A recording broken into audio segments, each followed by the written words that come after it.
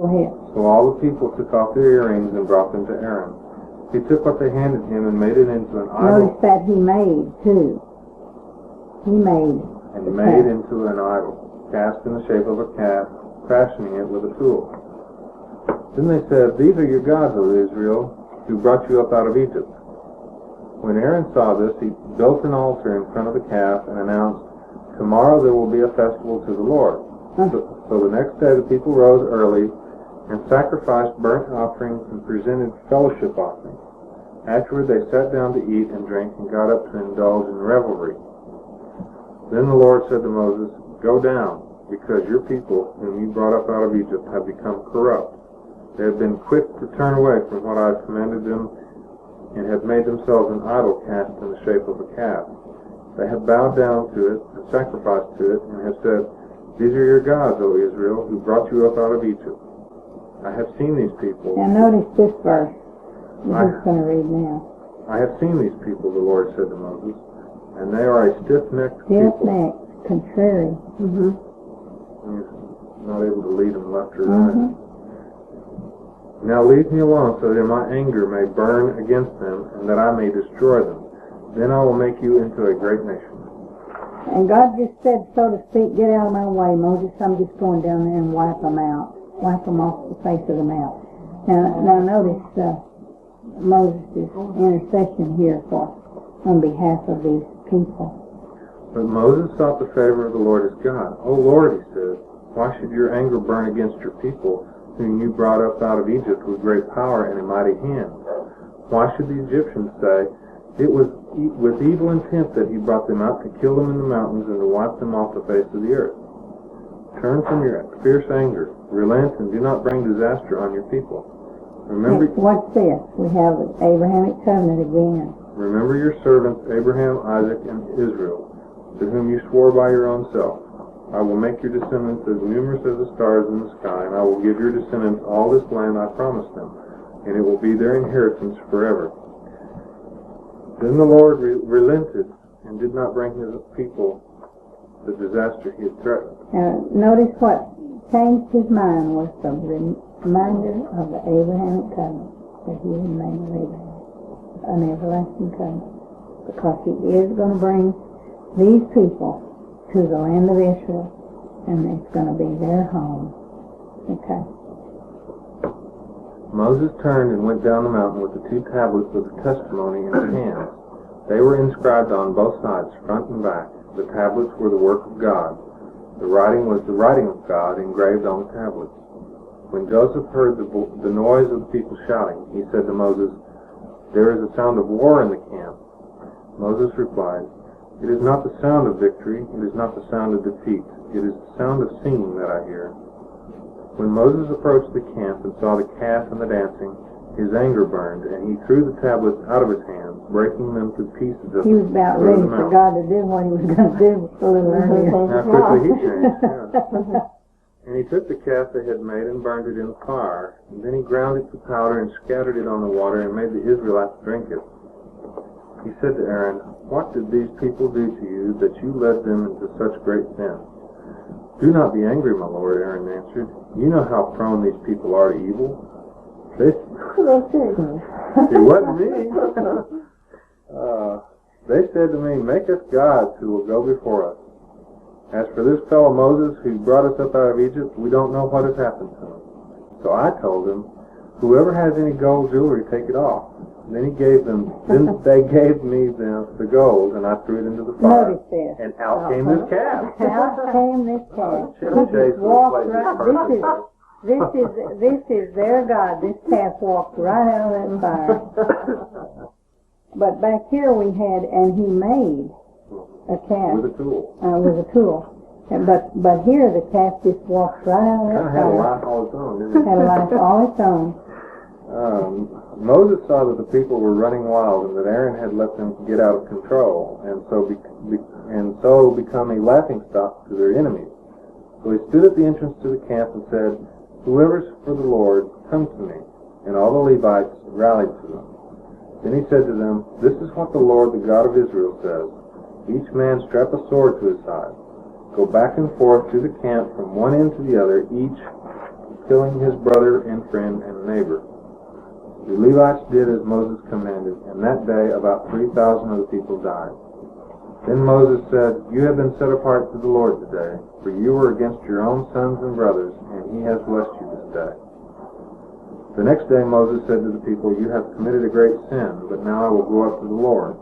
Perhaps I can make atonement for your sin." So Moses went back to the Lord and said, "Oh, what a great sin these people have committed. They have made themselves gods of gold. But now, please forgive their sin. But if not, then blot me out of the book that you have written." The Lord replied to Moses, "Whoever has sinned against me, I will blot out of my book. Now go, lead the people to the place I spoke of, and my angel will go before you. However, when the time comes for me to punish, I will punish them for their sin." And the Lord struck the people with a plague because of what they did with the calf Aaron had made. So you think it's interesting that Moses offered to atone, and God said, "No way.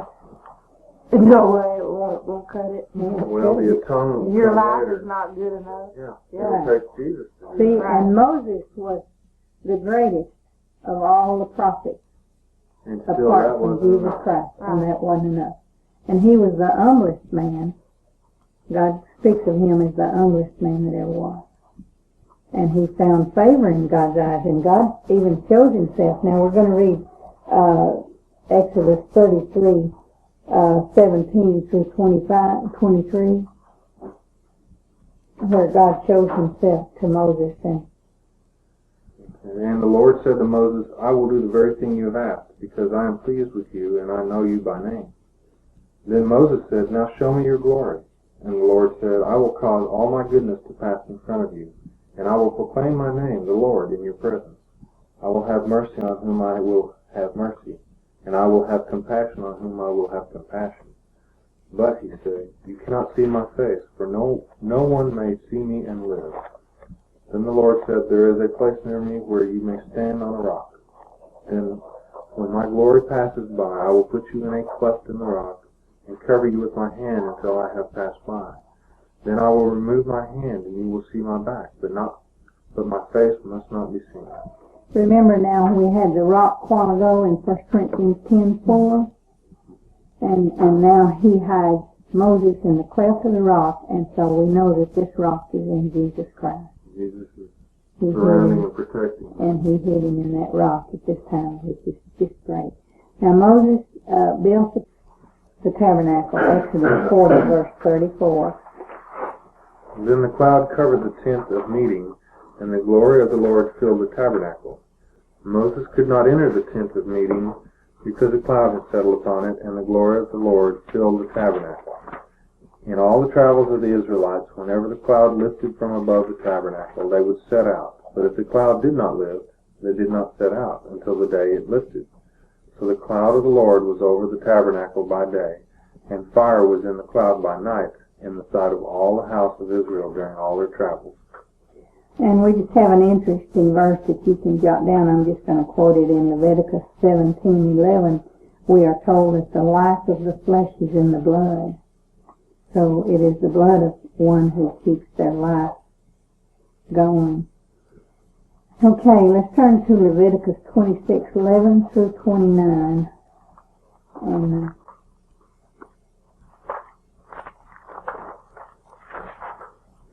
I'm going to read this one for you so I can stop and comment. "And I will set my tabernacle among you, and my soul shall not abhor you.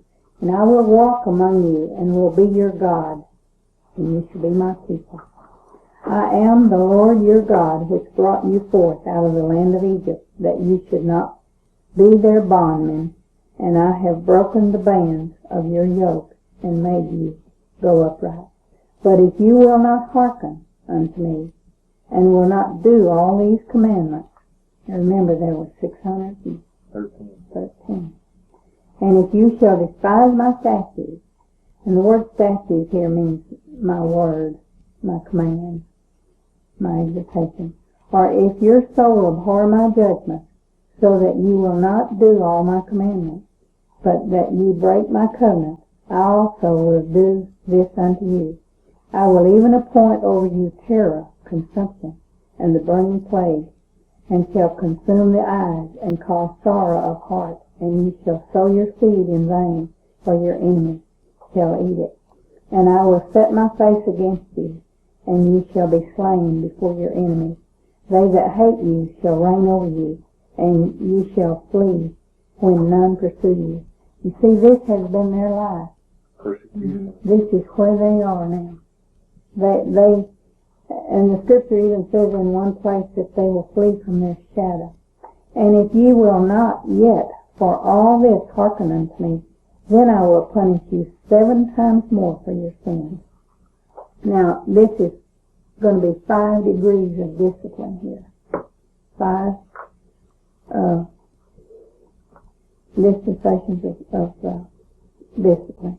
And if you will not yet for all this hearken unto me, then I will punish you 7 times more for your sins, and I will break the pride of your power, and I will make your heaven as iron, and your earth as brass. See, he's told them over and over that they're stiff-necked, a stubborn people, hard to deal with. And your strength shall be spent in vain, for your land shall not yield her increase, neither shall the trees of the land yield their fruit. And if ye walk contrary unto me, and will not hearken unto me, I will bring 7 times more plagues upon you according to your sins. And I will also send wild beasts among you, which shall rob you of your children and destroy your cattle.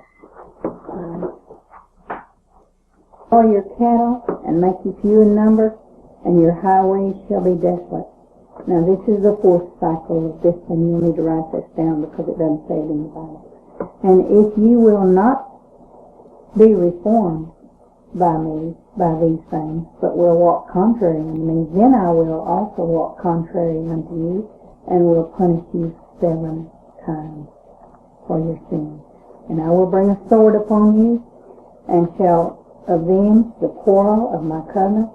And when ye are gathered together within your cities, I will send the pestilence among you, and ye shall be delivered into the hand of the enemy.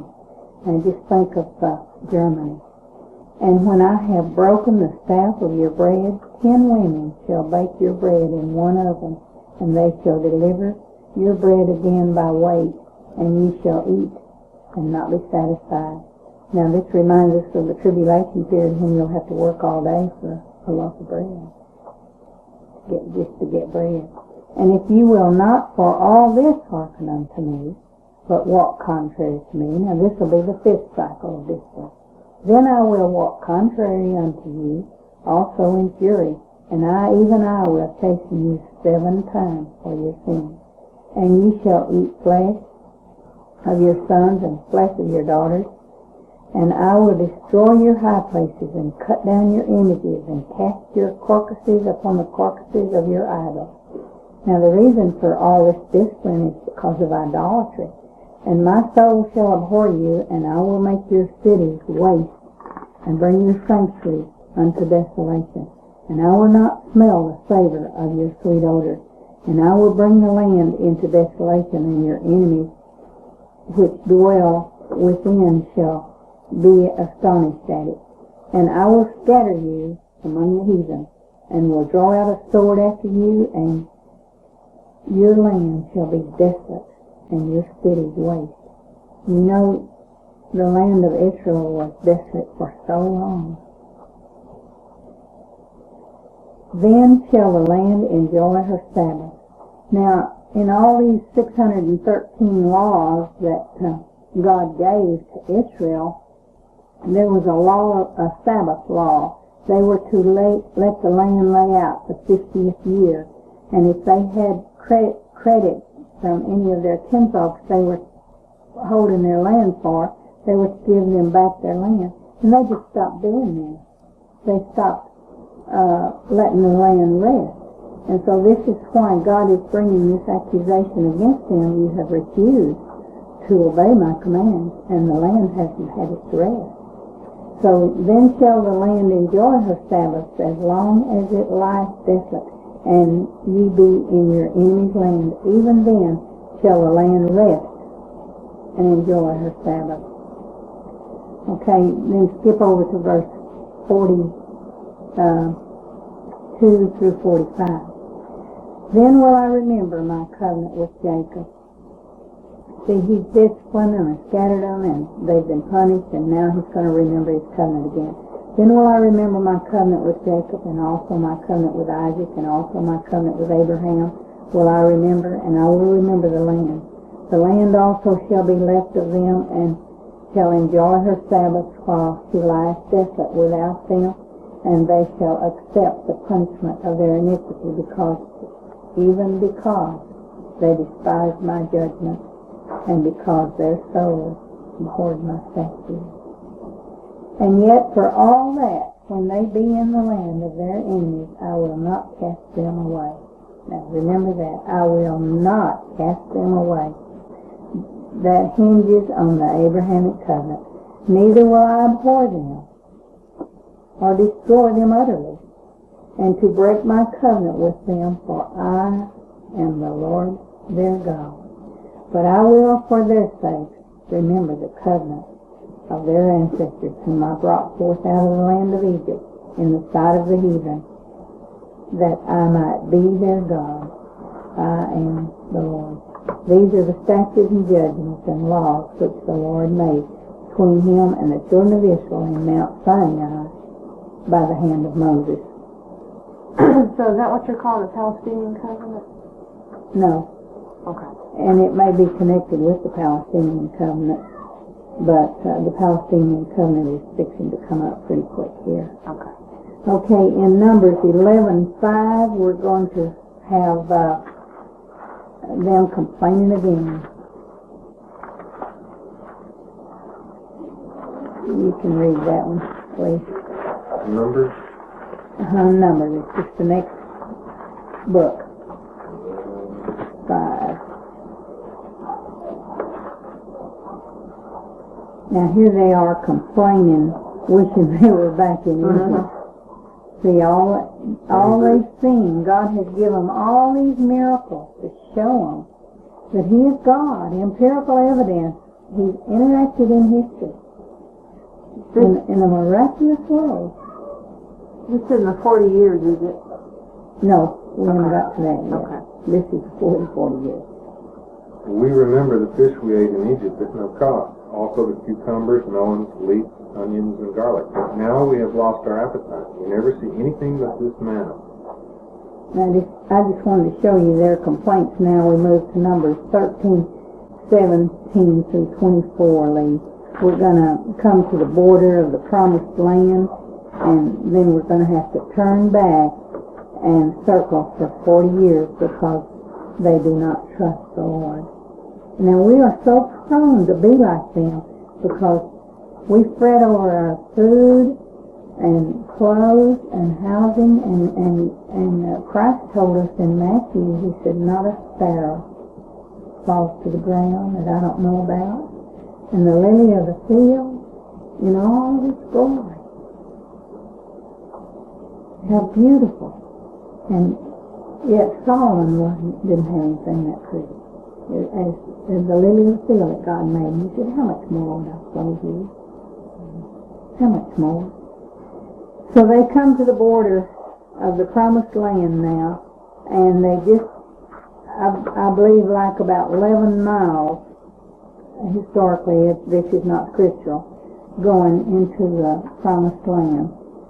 And so we're going to see what happens to them here. When Moses sent them to explore Canaan, he said, go up through the Negev and on to the hill country. See what the land is like and whether the people who live there are strong, weak, few, or many.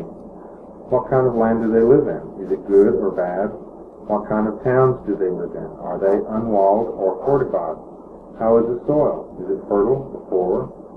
Are there trees on it or not? Do your best to bring back some of the fruit of the land. It was a season for the first ripe grapes. Okay, now read 25 through 32. This is the report they bring back.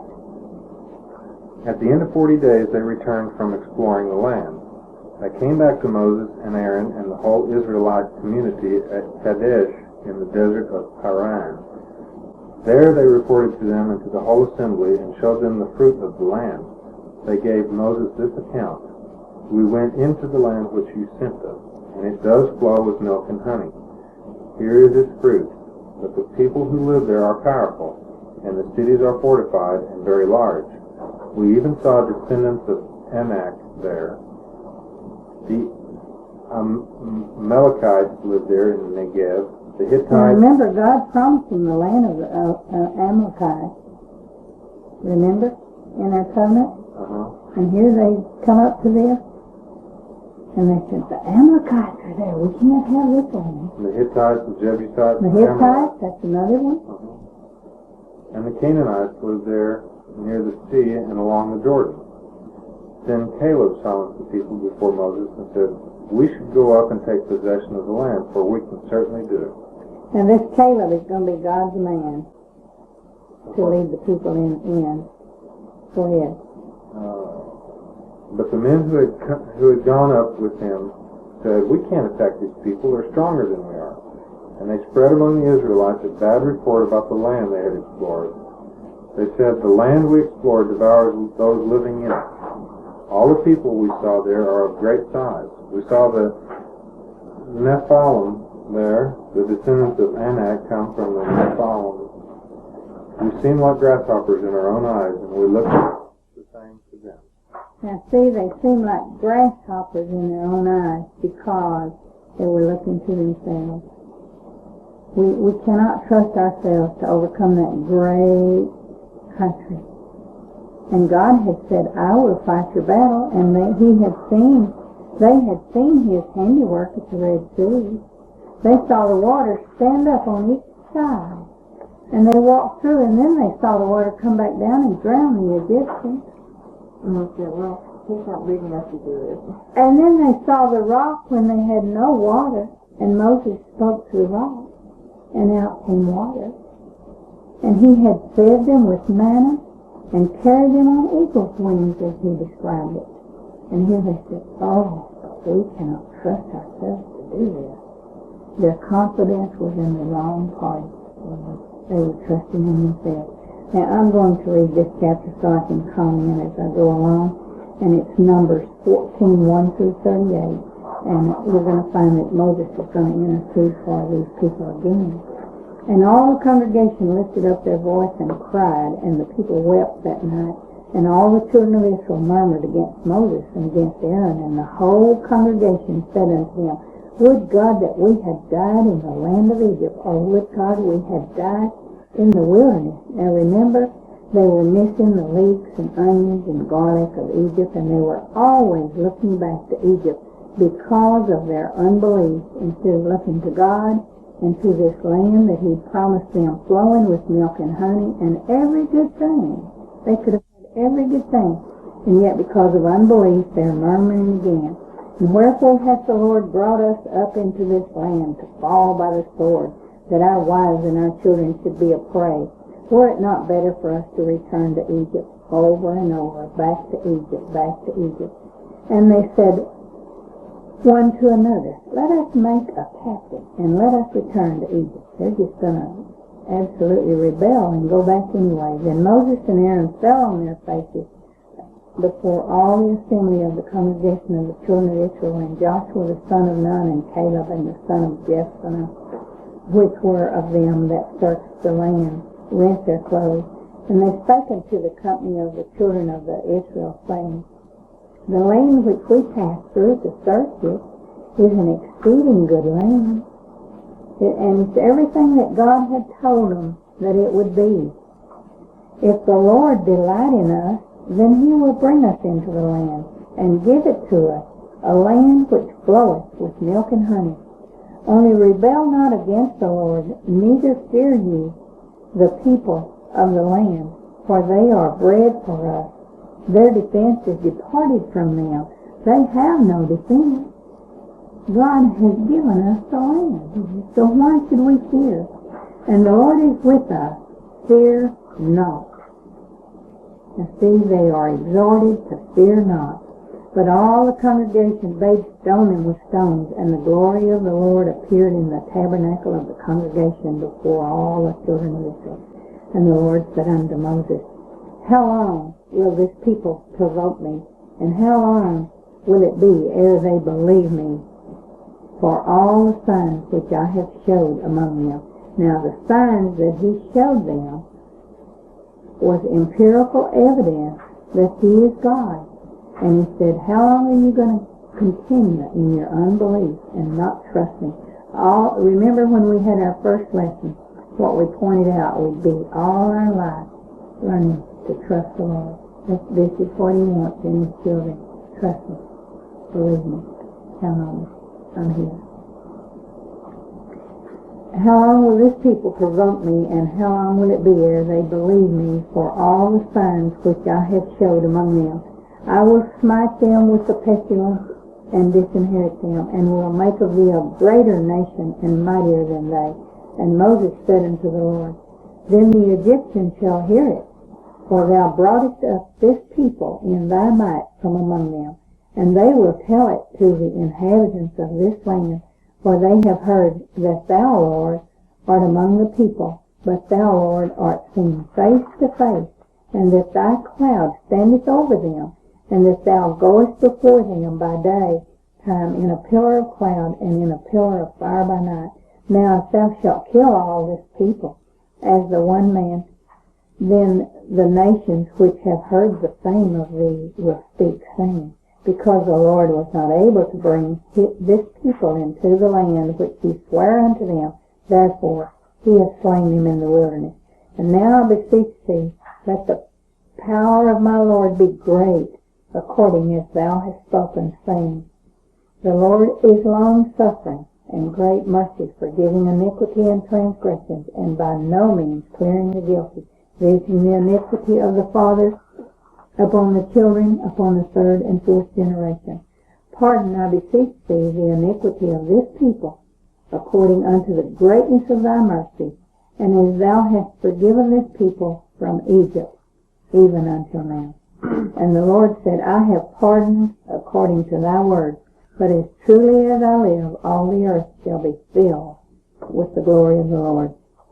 Because all those men which have seen my glory and my miracles. Now remember, they saw the glory of God, the brightness. He showed them a Shekinah glory that was staggering, and yet they soon forgot. Because all those men which have seen my glory and my miracles, which I did in Egypt and in the wilderness, and have tempted me now these 10 times, and have not hearkened to my voice, surely they shall not see the land. Now we're fixing to see that he is going to turn them back and make them go around in a circle for 40 years for this sin, because they didn't take their land when they could take it. And all these older people are going to die off and not be able, only their children are going into the land. Surely they shall not see the land which I swear unto their fathers, neither shall any of them that provoke me see it, but my servant Caleb, because he had another spirit with him, and hath followed me fully. Him will I bring into the land whereunto he went, and his seed shall possess it. Now the Amalekites, the Canaanites, dwelt in the valley. Tomorrow turn you, and get you into the wilderness by the way of the Red Sea. And the Lord spake unto Moses and unto Aaron, saying, how long shall I bear with this evil congregation, which murmurings against me? I have heard the murmurings of the children of Israel, which they murmur against me. Say unto them, as truly as I live, saith the Lord, as ye have spoken in mine ear, so will I do to you. Your carcasses shall fall in this wilderness, and all that were numbered of you, according to your whole number, from 20 years old and upward, which have murmured against me.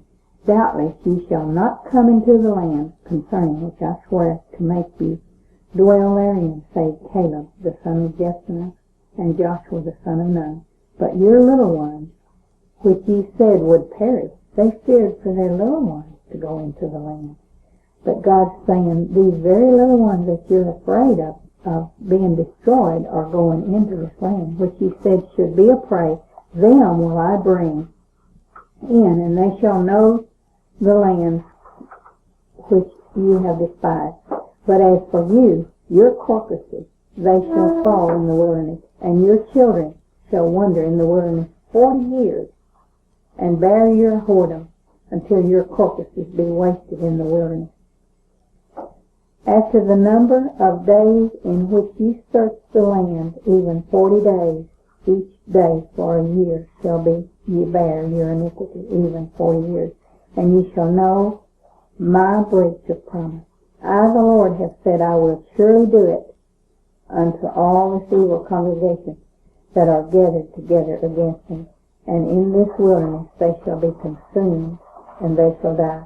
And the men which Moses sent to search the land, who returned and made all the congregation to murmur against him by bringing up a slander upon the land, even those men that did bring up the evil report upon the land, died by the plague before the Lord.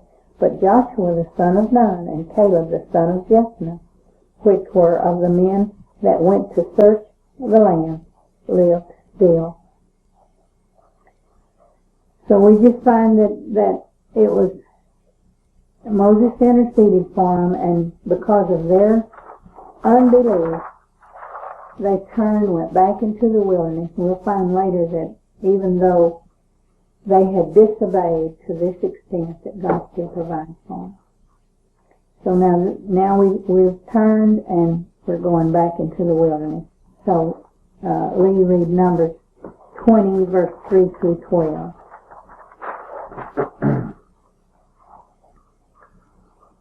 They quarreled with Moses and said, If only we had died when our brothers fell dead before the Lord. Why did you bring the Lord's community into this desert, that we and our livestock should die here? Why did you bring us up out of Egypt to this terrible place? It has no grain of figs, grapevines, or pomegranates, and there is no water to drink. Always complaining, huh? Mm-hmm. Moses and Aaron went out from the assembly to the entrance to the tent of meeting and fell face down, and the glory of the Lord appeared to them. The Lord said to Moses, Take the staff, and you and your brother Aaron gather the assembly together. Speak to that rock before your... Now notice what God said. He said, Speak. To the rock. Speak to the rock. Okay. Before their eyes, and it will pour out its water. It will bring water out of the rock for the community, so they and their livestock can drink. So Moses took the staff from the Lord's presence, just as he had commanded him. He and Aaron gathered the assembly together in front of the rock, and Moses said to them, Listen, you rebels, must we bring you water out of this rock? Then Moses raised his arm and struck the rock twice. And what did he do? Struck the rock twice. He struck the rock instead of speaking to it. Mm-hmm. Water gushed out, and the community and their livestock drank. But the Lord said to Moses, Because you did not trust in me enough to honor me as holy in the sight of the Israelites, you will not bring this community into the land I give them. Okay, now the significance of this was the rock. Christ died one time, and he could not die twice. The water came out when Moses spoke to the rock, and he struck the rock the first time, remember. He was smitten. Christ was smitten for our transgression. And now he was only to speak to the rock because Christ couldn't die twice. Remember, this rock, what did we find this rock to be? Christ. In 1 Corinthians 10:4, we found this rock to be Christ. And Christ only died once. And we find in Hebrews where he died once for all. And to be saved twice, he'd have to die twice, would desecrate his death, because he could only die once. And so this was an indication of death to the rock, to strike it. And so that's why this was such a severe sin for Moses. And because of this, read Deuteronomy 32, 51 through 52. Because of that, we find that Moses doesn't get to go into the promised land, but he does get to see it. Deuteronomy 32, verses 51 and 52.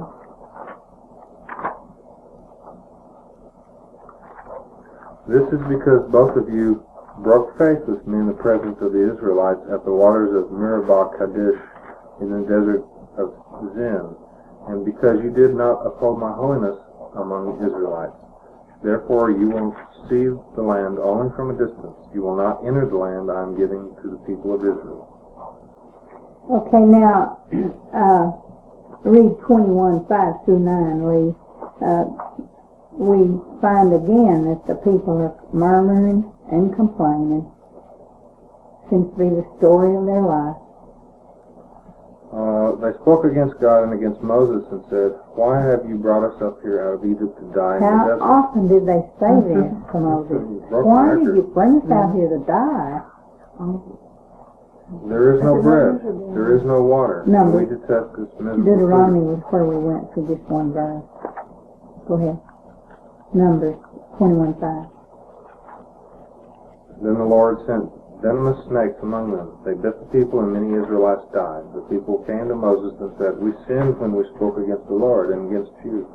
Pray that the Lord will take the snakes away from us." So Moses prayed for the people. Now we have John 3:14 here, which is, and as Moses lifted up the serpent in the wilderness, even so must the Son of God be lifted up. This serpent lifted up here was a type of the death of Christ, of judgment. Christ took the judgment for these people, and this serpent was a picture of Jesus Christ. You find that in John 3:14. You want to make your note there. That this was a type of Christ bearing sin, even as Moses lifted up the serpent in the wilderness. And later they had to destroy the serpent because it healed them. They began to worship the serpent. That's the same whole thing. So, because of idolatry, their hearts were prone to worship idols. The human heart is deceitful and desperately wicked. Always turning from... Just below that, I see where the caduceus, for the symbol for the physician, comes from. Mm-hmm. The snake on a pole, Mm-hmm. that anybody bitten by a snake can look at it and live. Mm-hmm. So that's Still with us. All right, we have capital punishment in Numbers 35:33, Lee, and Genesis 9:6. If you want to look that one up, and where you could read it. 35:33. Numbers 35:33, capital punishment. Do not pollute the land where you are. Bloodshed pollutes the land, and atonement cannot be made for the land on which blood has been shed, except by the blood of the one who shed it. Do not defile the land where you live and where I dwell, for I, the Lord, dwell among the Israelites. Do you see where America stands today if blood pollutes the land? Every time someone dies, the land is polluted. Mm-hmm. Gives you a small picture of our country where we stand. And Mm-hmm. okay, read Genesis 9:6. Whoever sheds the blood of man, by man shall his blood be shed. For in the image of God has God made man. No expiation can be made for the land, for the blood that is shed on it, except by the blood. Blood is the And one. a lot of pastors count abortion in with that pollution of Well, land. you have to if that child is if that fetus is a child. Okay, after 40 years, they're clothes, Deuteronomy 8:4. And you can read that one. Their clothes didn't wear out, their shoes didn't wear out. Your clothes did not wear out, and your feet did not swell during those 40 years. Know in your heart that as a man disciplines his son, so the Lord your God disciplines you. Let's see. I'm sorry, I gave you the wrong scripture, Lee. Deuteronomy 1:6-8.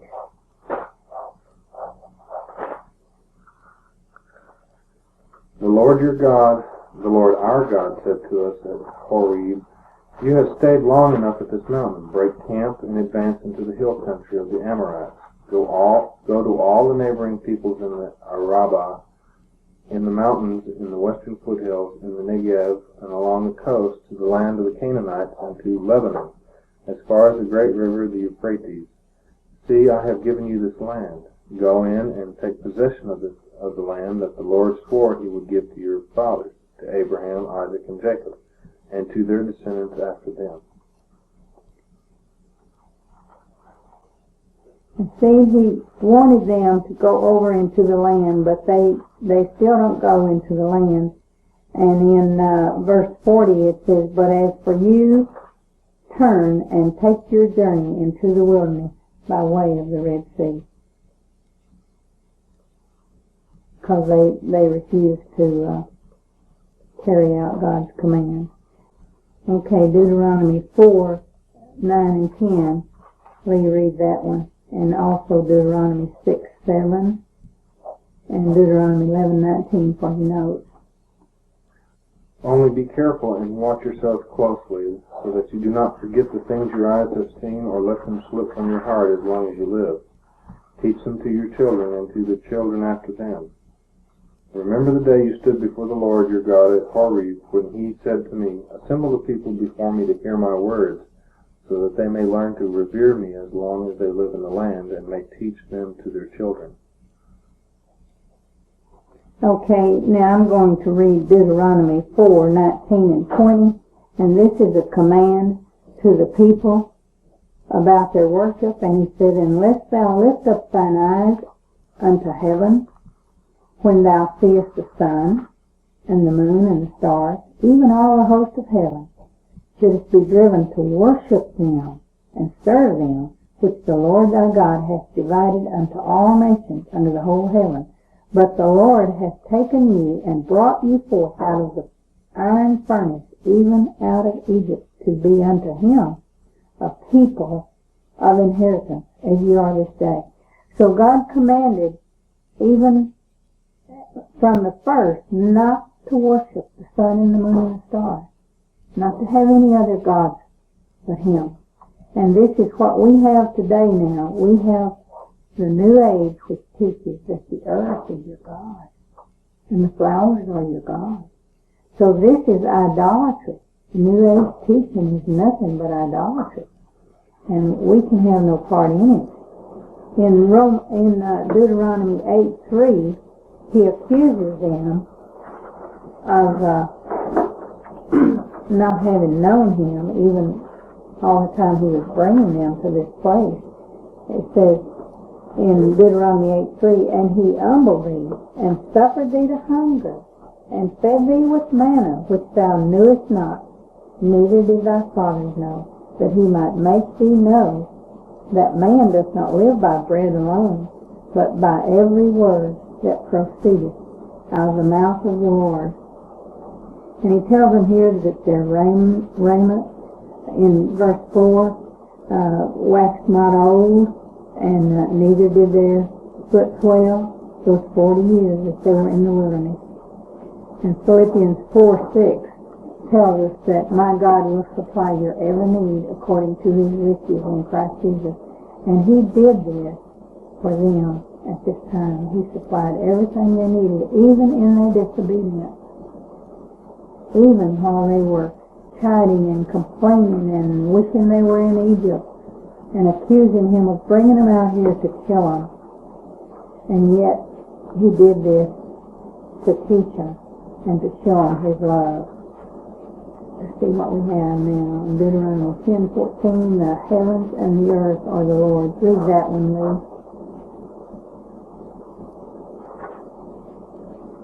"To the Lord your God belong the heavens, even the highest heavens, the earth and everything in it. Yet the Lord set his affection on your forefathers and loved them, and he chose you, their descendants, above all the nations as it is today."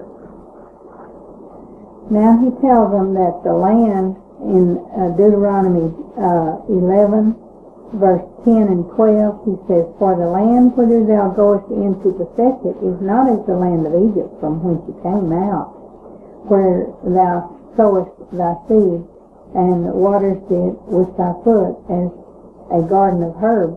But the land whither ye go to possess it is a land of hills and valleys, and drinketh water of the rain, and a land which the Lord thy God careth for. The eyes of the Lord thy God are always upon it, from the beginning of the year even unto the end of the year." Now, Jerusalem is in this land. And you see, God has said his eye is always on this land. just thinking of it. This is a special land to him and a special people.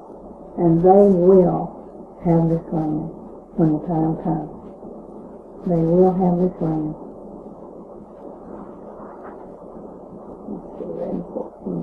Pick up that one.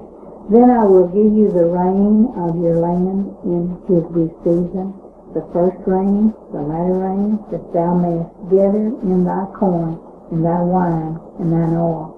And I will send grass in thy fields for thy cattle, that thou mayest eat and be full.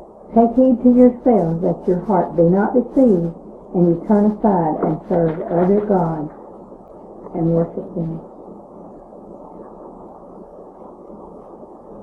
And in 19 he says to teach your children, and ye shall teach them your children, speaking of them when thou sittest in thine house, and when thou walkest by the way, when thou liest down, and when thou risest up, to teach it to your children. And verse 23, this is Deuteronomy 11:23. Then will the Lord drive out all these nations from before you, and ye shall possess greater nations and mightier than yourselves. Verse 24, every place whereon the soles of your feet shall tread shall be yours, from the wilderness and Lebanon, from the river Euphrates, even unto the uttermost sea, which is the Mediterranean, shall your coast be. There shall no man be able to stand before you, for the Lord your God shall lay the fear of you and the dread of you upon all the land that ye shall tread upon, as he hath said unto you. Behold, I set before you this day a blessing and a curse. So see, God offered them everything, and we are in that same place today. Even though we are not aware of it, people hate us if we are Christians, and they are not. They hate God, and they want to wipe out his name. And even though they act so bold, the reason they have such severe hate is because they do fear that we might be right, and they might be wrong, and they are wrong, because he is God. I was just reading here in Deuteronomy 9:4 and 5 and 6, or 4 and 5. Good. He tells them 3 times not to think that they're getting to go into the land because of their righteousness. Right. And he says it's not for your righteousness in verse 5, or for the uprightness of your heart that you are going in to possess the land, but it is because of the wickedness of the nations the Lord your God is driving them out. And what verse is that? Deuteronomy 9:4 and 5. Okay, be sure and put that down, Deuteronomy. And we're going to come to Ezekiel 36. It's going to come into our lesson tonight, and it's going to fit in with that perfectly, because he says it's not because of who and what you are that I'm doing this, but for my holy name's sake. Deuteronomy 4 and 5. Okay. Right, and it says I'm driving them out because they're bad, and also in order to confirm the oath which the Lord swore to your fathers, to Abraham, Isaac, and Jacob. Now he's going to give us the information on how to discern a true prophet. Deuteronomy 13:1-3. If a prophet or one who foretells by dreams appears among you and announces to you a miraculous sign of wonder, and if the sign or wonder of which he has spoken takes place, and he says, let us follow other gods you have not known, and let us worship them, you must not listen to the words of that prophet or dreamer. The Lord your God is testing you to find out whether you love him with all your heart and with all your soul. Now see, they